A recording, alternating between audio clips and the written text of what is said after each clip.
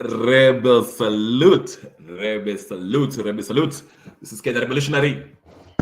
I hope you guys are doing it well wherever you are, and I hope your soul is in good standing with your Creator, the Holy of Holies. Okay, ladies and gentlemen, brothers and sisters, friends, enemies of comrades. Today, I just want to explore this topic because I hear a lot of people, especially from the opposition side, people who are not a fan of Ruto, who keep on saying Ruto must go, we have to remove Ruto. But the question comes, how do you remove Ruto? Ladies and gentlemen, if you are watching this from wherever you are, I'm on X Live and I'm also here on YouTube Live. Please feel free to join the discussion. The link is there on the StreamYard. You can just open your camera, click the link, open your camera, turn on your volume, and come in. You can chime in and give us an idea of how you would like to see the method in which we can remove Ruto. As we know, Ruto was constitutionally voted in as the president of the Republic of Kenya. That is of no doubt. Coffee. But of course, our friends on the Azimio side would like to tell us that the process was flawed. The problem with that is that when they took their case to the Supreme Court, the highest court of the land, they were asked by Justice Smoky Wanjala, since you guys are saying that the server was compromised, can you please tell us, show us which server was compromised? And even that, as we know, the results, presidential results, was to be determined at the polling stations, not at Bomas, okay? So of all the polling stations, I don't know how many of them, 140 something thousand polling station, I'm not sure of it. Please look it up. Every polling station, they had the results in, I think it was for Form 34A or 34B or 34C, whichever way it was. It was recorded there with all the agents of both Azimio, the agents of Kenya Kwanza, the agents of IEBC, who all ascertained that and agreed upon the results that of the final tally at the polling station of the presidential election, and they all both took signed the form before the IEBC the guy took the forms to Bomas. Not only did they take a picture of that result with the signature of both agents was posted on the portal so that anyone could access and see the results at a certain polling station in real time. So the rigging could have not happened at Bomas because the results had been determined at the polling station. Okay, so I get confused by my friends who keep on saying that there was a shaky business which happened, monkey business that happened at Bomas. Bomas Center, Chebukati, had no way of messing up with the results. It had to be determined. The results was determined at the police station. And after the police station, a picture was taken of that results with the signature of both Kenya Kwanza and Azimio, agreeing that the tally is correct. And it was transmitted through the portal for the world to see. So there was no way Chebukati was going to tamper with that result at Bomas. He simply received that physical form and announced who won after tallying all the things. In fact, that's the reason why it was so easy to determine who won, because all you had to do is go and find those forms, tally them up from all the polling stations in Kenya, tally them up, see if the numbers align with what Chebukati told us. But again, there's people who are still in denial and have a problem with this issue.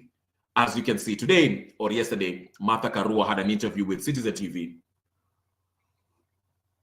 and she boldly claimed that Ruto is not a president. So let's take a look and listen to Martha Karua as she tells us why she does not recognize Ruto as the president of the Republic of Kenya. Okay, so here it is. Here's the video I'll play you so we can see, you can know what I'm talking about Karua. Karua, take it on. Sorry about that, guys. Let me just play it. Why do you want to use money on foreign travel? Why do you want to waste money? Government doing what he has companies... explained that it is important to build relations and to secure opportunities for Kenyans. It is important, but when you make so many trips that have no justification, a person who wants to work, if you are elected to work in Kenya, not abroad. So the bulk of your time, you should be at your desk working. Even travels within the country, if you're always away from your desk, you will never get it together. So it's balancing. Yes, foreign relations is part of governance. It is necessary, but it cannot be the #1 priority ahead of everything, so that you abandon everything else. Actually, the joke on social media is when Ruto comes back, they say Ruto has visited Kenya. Because the bulk of his time now is abroad. I noticed you say Ruto, not President Ruto. No, he's Why? not my president. He is the president of Kenya. He's not my president. At least I have the freedom to say so. What does that mean? I reckon he's in office, however he got there. Yeah. However he got there? Yeah. What is that? Is that I don't believe the process that gave him. Yeah. Despite... And I've already indicated that even the court decision, where it found 3 is a majority in a panel of 7, because even without saying so, if 4 commissioners are saying we can't vouch for that, and the court trashes them, it's basically legitimizing that 3 can overrule 4 in a panel. So I'm saying the process was flawed. It's forced upon us by that decision, by the initial decision of Wafula Chebukati. I don't, even if it binds us, I don't have to believe in it. That's all that I'm saying. So okay. I don't believe in it. You still believe that 4 commissioners want for the results that was a ground to nullify? If not to nullify, at least let them go back and retally. There are many options. And even the court accepting the position of a foreign company that only limited access to the servers can be given. When the Constitution says open process, there are many things. Yeah.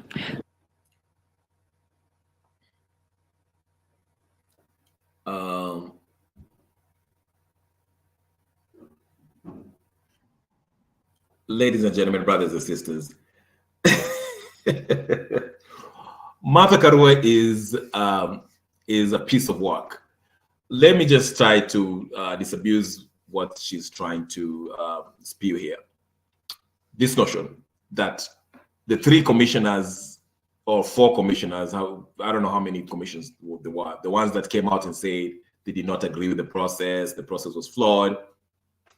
And Martha Karua said that those 3 were enough to make the presidential election to be nullified.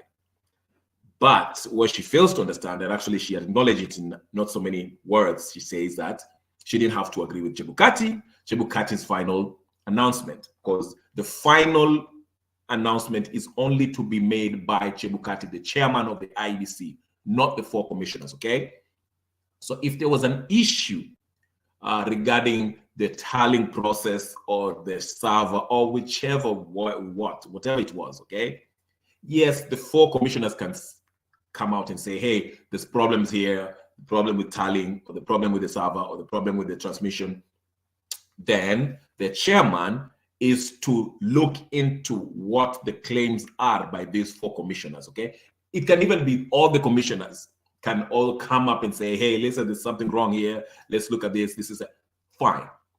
But it is IEBC, the IEBC chairman, who is tasked with the this authority, first of all, to look into their complaints. What is it? Is it the server? Is it the transmission process? Or is it the tallying process? What happened? Okay. So number 1. So Chebukati looked into the issue that was raised by these 4 commissioners, okay? Remember, Chebukati has authority over them. He's the head honcho, okay? So what he says goes. So Chebukati looked at their complaints and determined that there was not something that would have tainted or changed the final results. And number 2, it is not the commissioner's job to actually tally the presidential election. Like I said, again, Martha Karua should know this. She's a lawyer. I even question if she's really a lawyer. The tallying happened at the polling station. Again, the presidential election results was to be determined at the polling station, not at Bomas. Chebukati was not. That's why it's ridiculous when Martha Karua says, "Oh, they should have at least tally it again." Tally it again. What? If they're going to tally it, that means they have to go to all the, I don't know how many thousand polling stations across the nation in order to determine what was real. But again, there was no need to do so because in every polling station, there was an agent for Azimio and Kenya Kwanza. Unfortunately, there's some polling station where Azimio did not have their agents present. But you can't fault Kenya Kwanza or IEBC for Azimio not having their agents at the polling station. It's not their fault. Okay? If you don't have an agent at the polling station, that's on you. If you lose the results, you can't come here and say, "Oh, you know what? We lost the elections because we didn't have our agents at the at polling station XYZ." You can't say that. That's not something that can stand in the court of law. Okay, it is your responsibility to make sure that you have agents in every polling station, and for every polling station, the results were tallied up and was signed on in agreement that the tallying was transparent, and both agents of Azimio and Kenya Kwanza signed upon it. The picture was taken, transmitted through the portal, okay, and the IEBC agent physically took those forms and drove it to Bomas Center. So all those commissioners, including Chebukati, had no reason to retally all the stuff because the tallying already happened at the polling station. It had already been determined. Now, here's another issue that Karua said about the server. Yes, what's his name? What's the name of this Smartmatic? They wrote to the courts and explained that they can give access to their servers, but it can only be limited because they cited that they have intellectual property rights. They cannot just give you access fully to their server because it will compromise the intellectual rights. You can see how it is built up, the makeup of it, and duplicate it and make another server. But again, like I say, even before we get to the server part, you don't even need the server to determine who won the presidency. If your question is to ascertain as to who won the presidential election, all you have to do is go to every polling station in the country, look at those forms, tally them up, see if they are consistent with the number that Chebukati announced at Bomas. That was what they should have done. They had 14 days. Was it 14 days? 14 days to do so. The Supreme Court, sorry, the Constitution gave you 14 days to do so, to petition or to challenge the presidential election after it has been determined. Okay. So again, I say Martha Karua is not being reasonable. All right. That's why I say these Azimio folks are not they're not honest in the assessment. But again, it is done to fool their supporters. Their supporters do not know this. Most of them are ignorant. They don't know. So they go by what, if Martha Karua says, since she calls herself a senior counsel or whatever counsel she is, people go by that because she's a lawyer. But she's lying. She's not being honest with people. Okay. Now, with her pronouncements about saying that Ruto is not her president. Well, she has the right to say that, of course. It's freedom of speech. But again, the reality is, whether she likes it or not, Ruto is the president of the Republic of Kenya, and Ruto is her president, whether she likes it or not. Any decision that Ruto makes at the executive level will even affect Martha Karua. Okay, the taxes that Ruto passed, the finance bill, whatever. Okay, that will affect Martha Karua. So whether you profess with your mouth and say, "Oh, I don't believe Ruto is my president," or not, whatever, or you say he's not my president, whether you like it, if you live in the country of Kenya, Ruto is your president, is your representative, unless we the people, remember, we are a constitutional democracy. We are sovereign beings. We are sovereign people, okay? As a people, as a collective, we are sovereign. Now, if we come together and we say that, no, we don't accept Ruto, he's no longer our president, then Ruto will have no choice but to step down from his chair as the president of Kenya. But that's yet to happen. And that takes us to today's topic, which is Ruto must go. How do we remove him? Again, I've seen in other platforms where people are exploring ways in which they can remove Ruto. And this is bringing us to the topic now. They're saying they want to use their sovereign power to actually dethrone Ruto from the presidency. Again, as I mentioned, we are a constitutional democracy. We, the people, are sovereign, okay? We delegate these powers to our representatives, whether it's the MCAs, governors, members of parliament, senators, judges, these independent institutions, and of course, the president, okay? So, Azimio already tried this idea of direct representation. Remember when they started this Mandamano, they started claiming that they are the people and they wanted to represent themselves directly by passing their representatives. The fallacy in that argument is that these Azimio folks, most of them who are saying that they were the sovereign people who wanted to exercise their power directly, they were actually the representatives that were delegated this power to. It was these MPs and whatever who are on the streets, the Sifunas, the Wandanyis, the Babu Winos, okay? In order for people to exercise their power directly, first of all, it has to be the majority of the people. Remember, democracy means a rule, demos, people, okay? Are ruled by the majority, okay? When the Mandamano, the people in the Mandamano, people who went in the streets, number one, they did not represent the majority of the people. As we saw, the Mandamano only happened in some areas in Nairobi, some areas in Nyanza province, okay? There was no Mandamano in Central Province. There's no Mandamano in Mombasa. There was no Mandamano in Wasingishu, in the Rift Valley. There was no Mandamano in the Northeastern, okay? So they could not claim that they were the sovereign people.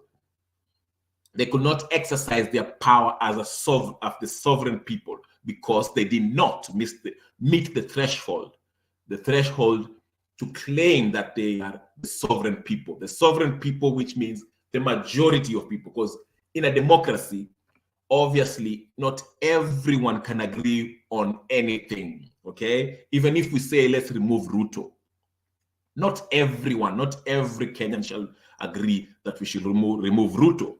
But if the majority of the people decide that they want Ruto out, then they can exercise their power as the sovereign people and remove Ruto. So in that example that I wanted to use as a mere example, when they claim they wanted to exercise their power directly, number one, the classical mistake that they made is the people who are claiming to exercise the power directly were the members of the parliament. In order for them to do so, then these representatives should relinquish their position, okay, the powers that they've been given by the people. They should leave it. They should relinquish their seats as representatives, whether they're MCAs or MPs. Stop going and representing us at the legislative body. Leave your seat. Stop receiving salary. Resign. Give the power back to the people and let the people represent themselves. That's number one. So for these delegated representatives, delegated power, this delegated power that was given to these representatives, the MPs, the Wandanyis, the Sifuna, they cannot come back and gather a couple of people in the streets and say, we want to exercise our power directly while you're still receiving a salary from the legislative body as an MPA. See what I'm saying? If you want the people to exercise their power directly, you have to relinquish your power, Mr. Wandanyi. You have to relinquish your power, Sifuna, and say, I'm no longer the Senate of Nairobi. I'm no longer the Senate of Ugunja or Ugenya. I'm giving back the power to the people and let the people actually exercise their power directly, okay? So that's number one. Number two, they did not meet the threshold of the majority. Remember when Martha Karua and Raila Odinga was telling us that they were collecting I don't know how many million signatures. The whole point of collecting these signatures was they were trying to convince Kenyans that the majority, remember, the threshold is for us to exercise our sovereign power. It has to come from the majority of the people. It has to come from the majority of the people. Okay, that's why Azimio were busy running around trying to collect, I don't know, 8 million or 20 million or 8, I don't know how many million signatures. Now your story, Lishaivo. I wish that person who was interviewing Martha Karua should have asked Martha Karua, hey, what happened to the signatures that you guys were collecting? Because the whole point of this was they were trying to collect those signatures and probably go to the IEBC and say, hey, the majority, there's a petition by the sovereign people of Kenya saying that they want Ruto out. But of course, these guys realized that they did not have the majority. Most of the signatures were not even, there were sketchy drawings by 5-year-olds, okay? It was not verifiable signatures. And your story, Lisha Ivo, nobody followed up. Go ask Martha Karua and Raila, you ODM supporters, you Kenya Kwanza supporters, you Azimio supporters.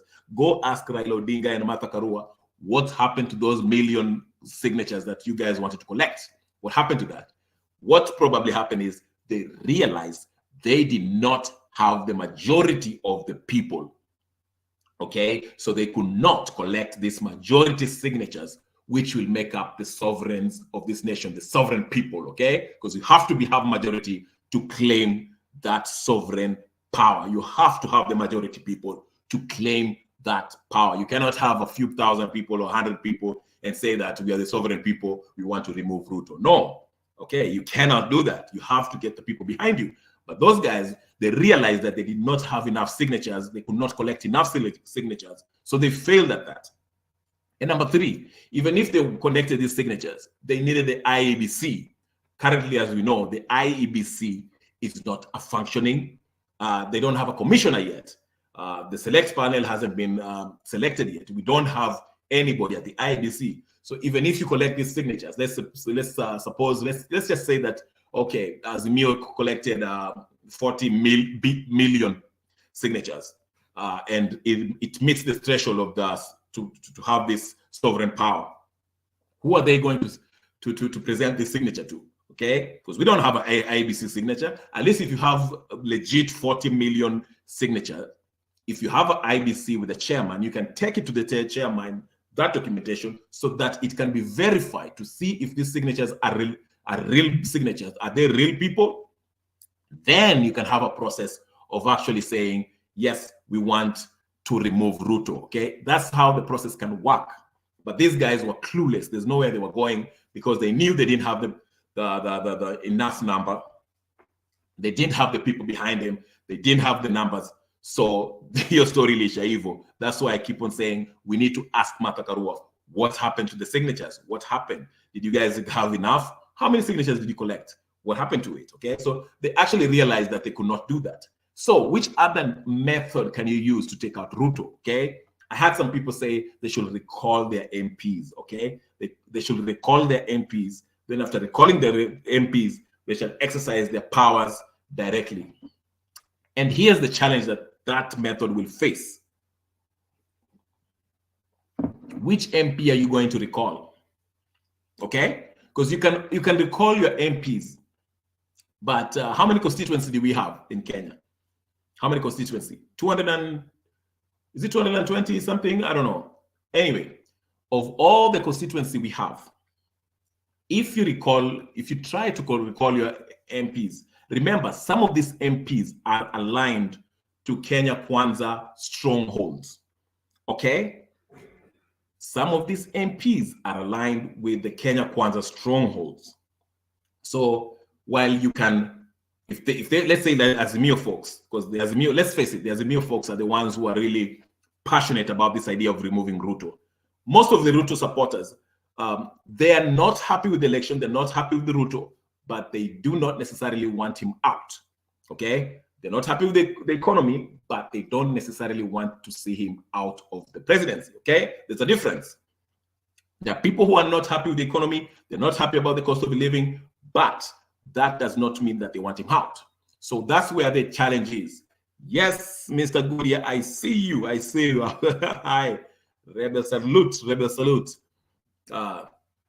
Yes, I won't be here for long today.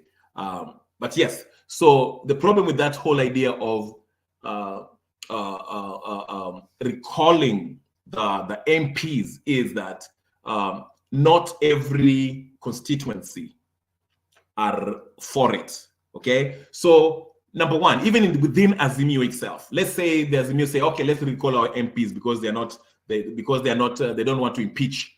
Because let's say the Azimio people want their MPs to push a motion of no confidence, a vote of no confidence on Ruto, so Ruto can be removed. And if they threaten their senators and their MPs, that means they'll go to Babu Owino and tell, hey, Babu Owino, go put in a motion. If you don't want to do this, we shall recall you. Okay? I mean, how many people will recall Babu Owino? Probably none, because he enjoys support in Embakasi East, whatever he represents, okay? Or maybe Jalas might work, because Jalas crossed the line with the Langata and ODM, so maybe they might remove him. But I'm just saying, it will be a tedious process that will not even work, okay? Because the problem in Kenya is the power resides with these politicians. It's not the other way around. We, the people, should have the power, not the politicians. You understand? But the problem is the power is reversed. In Kenya, our watu ambao tumewachagua, they tend to have more power than we, the people who actually chose them, gave them that delegated power. They get to tell us what to do instead of us telling them what to do. See what I'm saying? So it will be very hard for you to try to recall these people or try to threaten them that, hey, if you don't do what I want, we'll get you out. That's why I say, Viva Yasin. Yasin, I see you. Thank you very much. Yasin is a very good friend of mine. Thank you for supporting the channel. So that's what I'm trying to say is that will not work. So which other way are we going to? That means, okay, if you can't get your MPs, if you can't get our, yes, Kenya must wake up. If you can't get our MPs to impeach the president, which other way can we take the president out? I use the fourth method, which will be more complicated, and this is the Burkina Faso, Niger, Mali way. This will require the military. This will be, like we said, Ibrahim Traore, the way they took over the power. But even that's the only way we can do that. But even that, it will need help from the outsiders. As I usually say, the only way that the Burkina Faso, Mali, and Niger were able to take out their dictatorships, their colonial puppets in their country, is that they had help with the Wagner, the Russian group, military group, okay? In Kenya, Kenya is really influenced, has heavy influence. They're being influenced by the British Army and the American military. So that will be a little bit, kind of complicated, hard to undertake. So that's the only realistic way of how Kenya can actually gain independence, true independence from this colonial puppet. Anyway, I wanted to keep it at 30 minutes, ladies and gentlemen, brothers, sisters, friends, enemies, and comrades. I want to thank my friend Yesin. Yes, he's telling us we must wake up, Kenya. Yes, Yesin. Thank you very much for your message and for the channel. And of course, Godia, a very honorable member in this channel. We have to rebel salute him. I only wanted to keep this 30 minutes because I have to go somewhere. But anyways, if you haven't subscribed to my channel, my name is Kenya Revolutionary. Please type it on YouTube. Find me there. And, subscribe, share, like, comment. Yes, Goodyear is telling us that Azimio having a motion of no confidence in Ruto is a bit of BS. Azimio have an infighting themselves. It's all a pear-shaped between sweethearts, Raila and Karu. Yes, that's a good point. Yes, that's a very good point, Goodyear. A house divided cannot stand.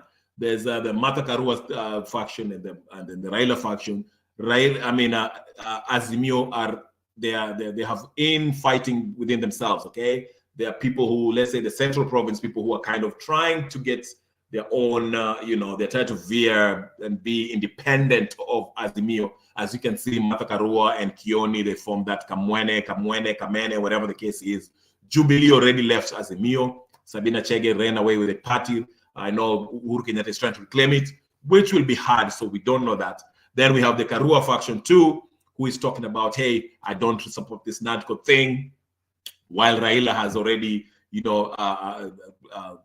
agreed on this NADCO recommendation, but Karua and Eugene Wamalwa are saying, no, we don't agree with this, we don't want it. So yes, there's infighting. Azimio is kind of fragmented within itself. Okay, there's different factions. Even with this Mandamano, some people are saying, this Mandamano might not be beneficial for us. Some people are saying, yeah, it's time for Mandamano. So there's this Mandamano, Azimio are not together. That's why I'm saying it will be very hard to remove Ruto. In fact, I think it's impossible. Like I said, the only way you can remove Ruto is through a military coup d'etat. And this military coup d'etat has to have the help of an external military force, i.e. the Wagner Group from Russia. Because remember, Kenya is still a colonial country that colonized by the English. Okay, that's why you see there's a lot of influence by the Americans and the English. That's why you see our forces are being used to go fight our brothers in Somalia. Our forces are being used to go fight our brothers in Congo. That's why you see our forces are being used to go post up in Haiti, okay, Haiti, whatever you want to call it, okay, because we are a colonial sect. We are still colonized. We are still colonized indirectly by the British and Americans. That's why our forces are being used. So the only way we can actually, even our politics, every time when we get to, all right, I'll see you then. I should keep it up alongside. Protesters. All right, he says, see you later. Yeah, you should try and keep it long next time. Protesters to divide the. Okay, I'll try to keep it long. Tomorrow, I just came in late today. I'll try to start early tomorrow. Thank you very much, Goodyear. But as I say, as I wrap up, ladies and gentlemen, like I say, Kenya is still being colonized by the British and the Americans. That's why you see our forces are still being trained by the Americans and the British Army. Okay, so the only way we can take this out, we can get away from them, is peace. Goodyear is to have a military coup d'etat that's also supported by an external force, i.e., the Wagner Group. Anyway, ladies and gentlemen, brothers and sisters, it's been 34 minutes. I just wanted to say this shortly. I will be here tomorrow again, same time. I'll try to stay earlier and I will try to stay longer so I can give time for people to come in and log in and speak their views and post their views. Ladies and gentlemen, it's your boy, Kenya Revolutionary. I'll talk to you guys later. Peace and blessings. Peace and blessings.